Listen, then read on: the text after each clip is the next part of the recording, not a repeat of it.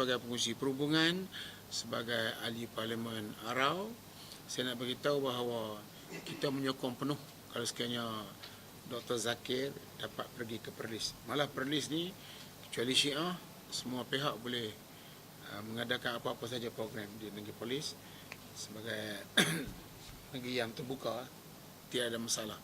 Berhubung dengan Perlis ni, saya pulang kepada pihak penganjur sama ada mereka boleh membawa pasukan Dr. Zakir naik sebab dia hadir dengan krunya yang agak besar.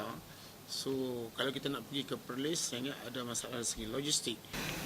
Perlis dalam pertimbangan kerana dua sebab yang utama, dua masalah teknikal yang menjadi cabaran utama ni ialah pertama timing Dr. Zakir naik dan kru dia dan program-program yang selanjutnya, komitmen mereka.